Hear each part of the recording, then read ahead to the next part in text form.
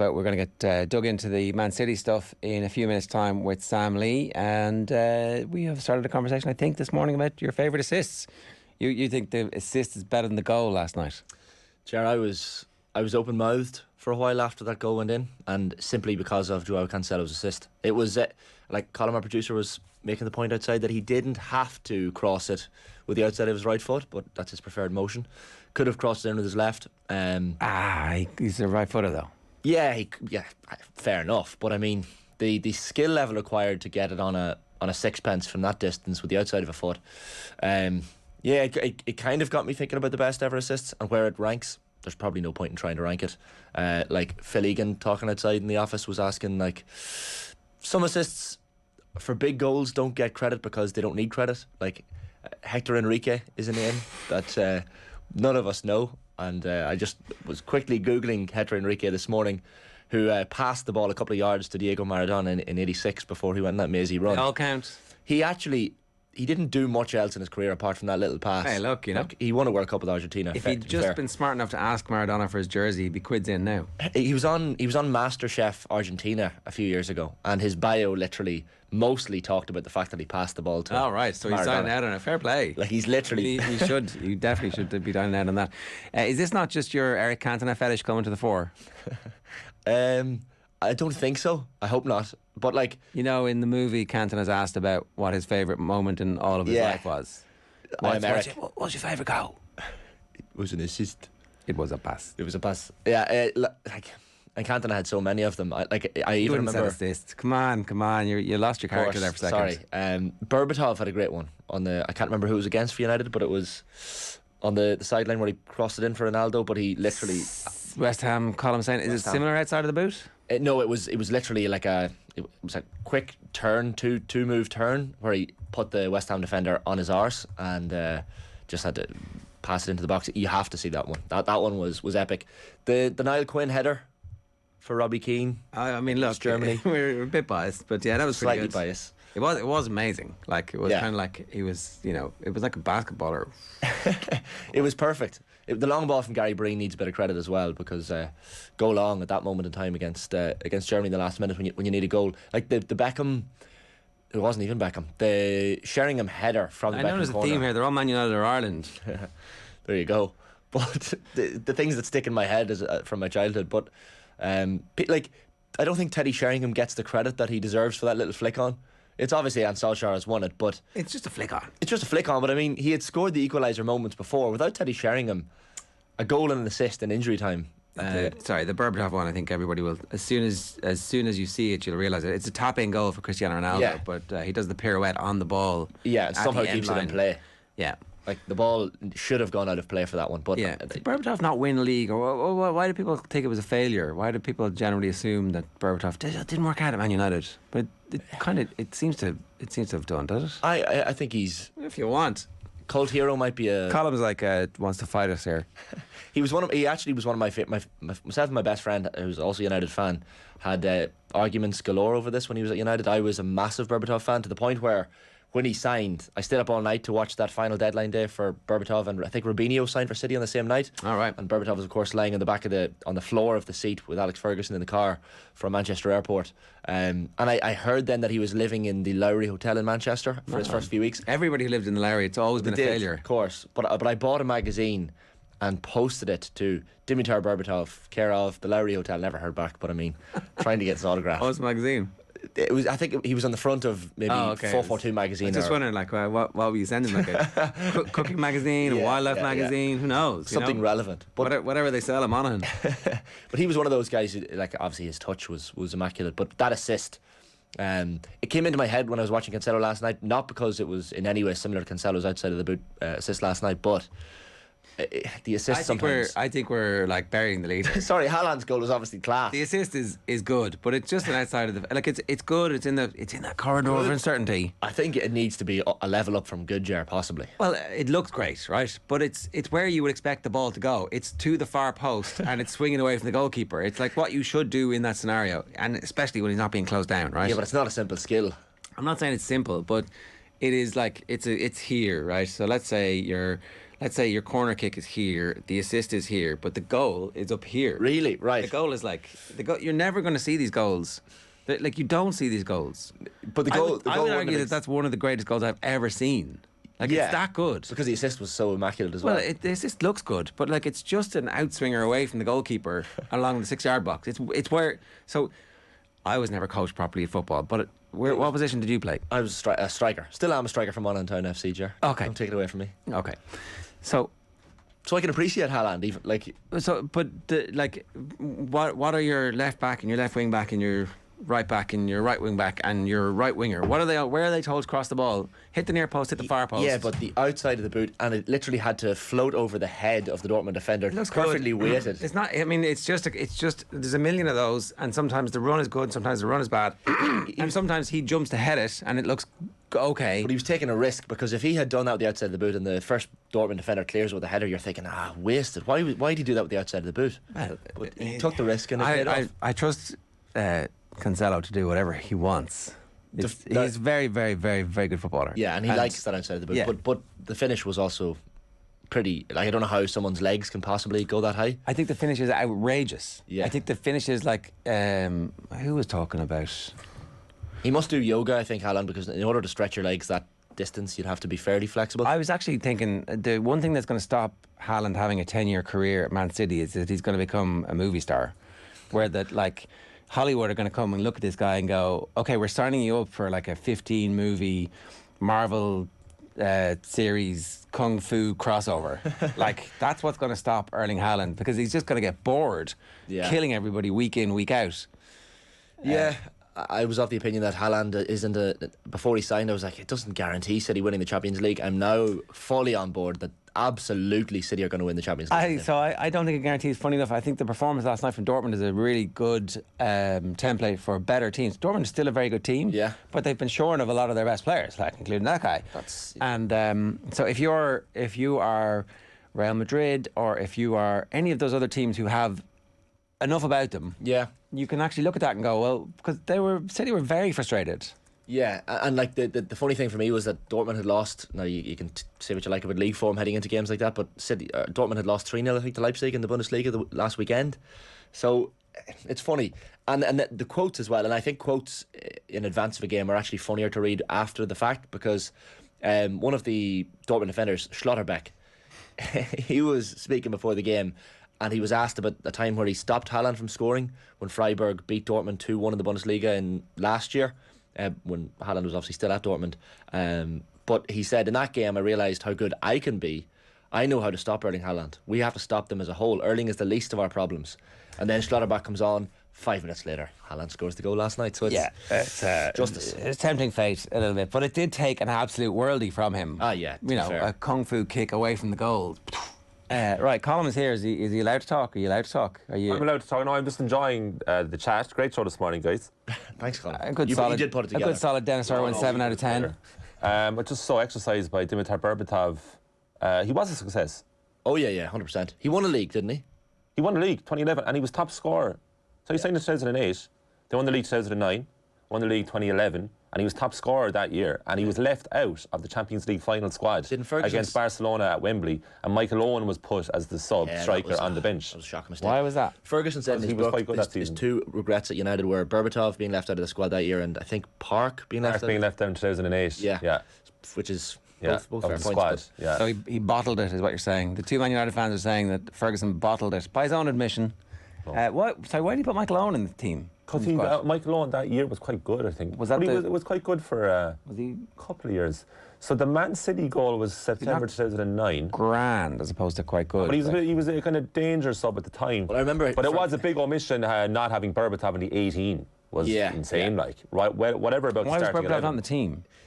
He wasn't playing that much at the time. I think he said in his book he's talked stylistically that he fancied Owen against the Barcelona defenders more than Berbatov. He started Javier Hernandez up front in that final. That's right. It was Rooney and Chicharito. Yeah. And that year, Berbatov scored 20 goals in the Premier League, which was top scorer. So it was a really low-scoring individual year. Yeah. So was that the year it's 2-0? Is that the penalty, the Messi header? That was the. No, that was 2009. This was 3-1.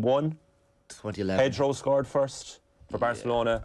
Then Rooney equalised. Yeah, just so it was 1-1, time, which wasn't was against run of play. And then Messi scored the under the body in Van der Sar. Yeah. And was there another goal? Pedro, Messi and David Villa scored. Villa's, I don't remember Villa's goal. But it wasn't Yeah, close. No, it was the exact same as 2009. It was 2-goal margin. It was 1-1 at half time, and you were thinking at half time this could go either way, maybe. But Barca were on top for sure, Right. From my recollection. Yeah. So, but is there not a bit of ambivalence from a lot of Manchester United fans about the Berbatov era that actually he didn't? I know there would be. No, I think he was signed as another Erling Haaland, which is kind of a lazy enough comparison because languid forward, but they were very different characters. But I think Berbatov is a victim of United's unbelievable success at that time. I think if Berbatov was signing on either side of that era, I'd be like, well, Master was signing. Because he didn't do anything wrong. Berbatov did nothing wrong. He just probably didn't fit into the all-action front three of Rooney, Tevez, Ronaldo and co. He was just different. The 5 goals against Blackburn still stand out for me. There was one outside of the foot pass, where he passed it out to Nani, I think. Oh. He was involved in the end of the move as well. That must be the most common old goal I gets shown on Instagram and TikTok. Yeah. I don't know what the algorithm's showing me. I must love beautiful build-up play because that was the 1-2 with Evra initially. Yes. Outside of the right to Nani, and he gave it back. Nani gave it back then to Berbatov. Yeah. And then there's the hat-trick against Liverpool. Berbatov scored. Yeah. So he was a success, but at Spurs he was transformational, and at United he became just another striker. I think that's basically what happened to Berbatov. Because people expect him to do the same number of numbers, same sort of numbers as Van Nistelrooy. Yeah, but I mean, he won two league titles. None of you have talked about Redondo, who actually does the same. Oh my God, Redondo's the best. The same end as Berbatov. Yeah. Actually, I think it's actually into the same goal, and it's the same tapping goal, except it's against Manchester United, and neither of the Man United fans brought this up. Well, what's that? I have Shane. I have a text in there from Rory Larmer, fan of the show. Good man, yeah. FFS.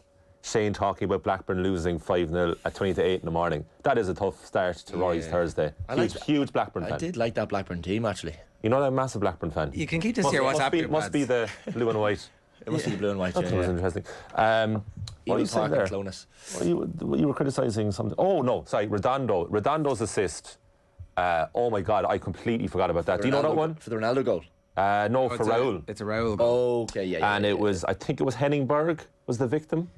And it was right on the left touchline, but he was a holding midfielder, Redondo. Yeah. Excellent player, but played a lot less than he should have because of injury. He went to AC Milan afterwards. Yeah, I don't think you can call him a holding midfielder. He was a number 6. Well, I mean, he live does have number 6. A deep line playmaker, as he would later be known. I'd say in front of me, so he flicks it back. He just about keeps the ball in. He absolutely wrecks Henningberg. Henningberg, yeah. I still think the Berbatov one is slightly more impressive. Oh, I would say Redondo because that's not its style of play. Champions League, buddy. Sorry, well, yeah, Champions I guess. League. Champions League. Not like West Ham already were 1-0 up against a mediocre West Ham team who may or may not be going down. Gianfranco Zola was the manager. Yeah. That was against an Alex Ferguson team. Yeah. Who's in goals for United there? Was it Raymond van der Houw or Bosnich? It was that era where it was an uncertain goalkeeper time. Yeah, it could have been Bosnich, maybe, not sure. No, it's Van der Houw. Van der Houw, is it? Yeah. Right. But I think the assist last night of Cancelo was absolutely amazing. But the goal's better. The finish is outrageous. I did think when it was crossed in, I thought, oh, that's just too far for Haaland. But then when he did what he did, and I was actually saying to Emma earlier, is like, are we getting too accustomed to world-class goals scored on a regular basis? Because I do feel if that goal was scored 10 to 15 years ago, we'd be waxing lyrical for about a week. But now it's just another great goal by Manchester City. I don't think it's just another great goal. I think that it's world-class finishing. It's one of the best goals I've ever seen.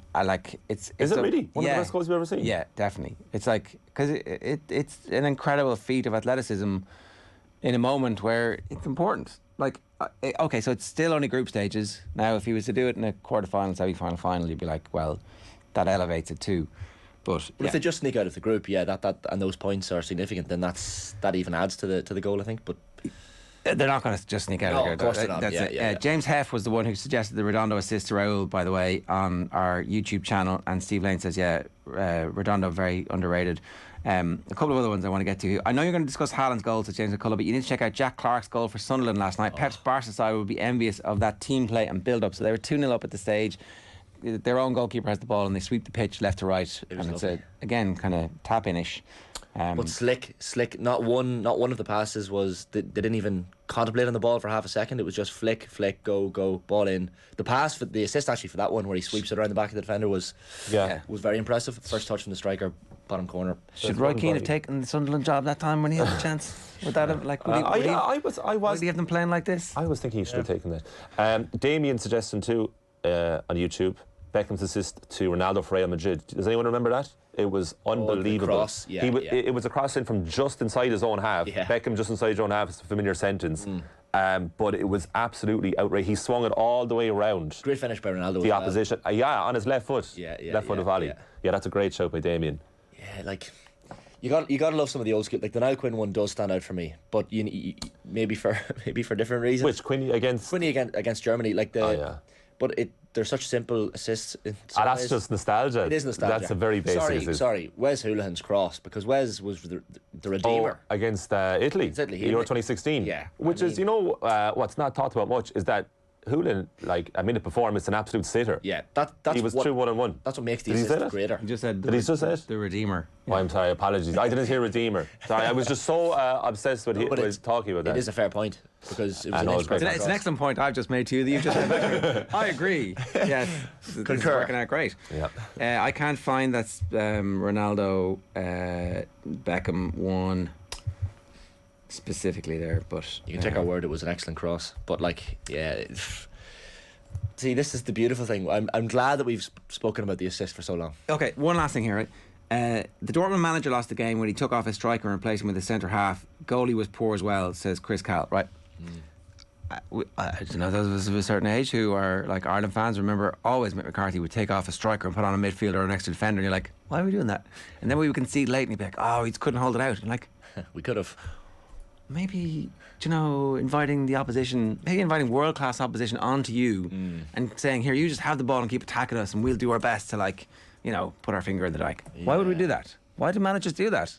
Yeah, I felt it was strange at the time. It's tactically smart. It's sophisticated.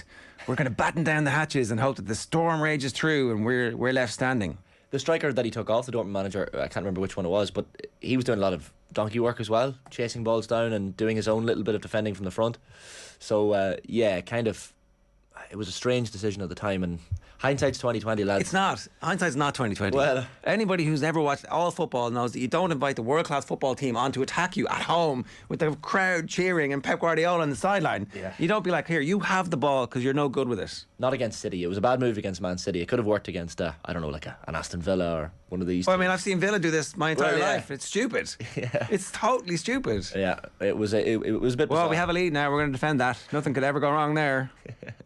We're forgetting that it was a shocker of a game. They're like the kids in the Texas Chainsaw Massacre. Well, I'm just going to go out and see where the chainsaw noise is coming from and why my friends haven't come back.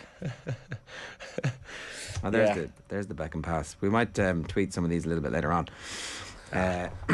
Okay, the other thing is, I think there's a Rorschach test here. Do you have a soul or do you not have a soul? John Stones lorries the ball in. It's this incredible Roberto Carlos-esque curve to the ball, and you're like, boom. Whoa, it's like back into the left. Yeah. Yeah? And you're like, nah, shit goalkeeping. You and Robbie Savage, peas in a pod. No football souls. My dad will attest to this. I said it before Robbie Savage said it on TV. I said, what the hell is the keeper doing there? The strike from Stones was incredible. And it was a little bit Vincent Kompany-esque into the same end of the stadium as well. But...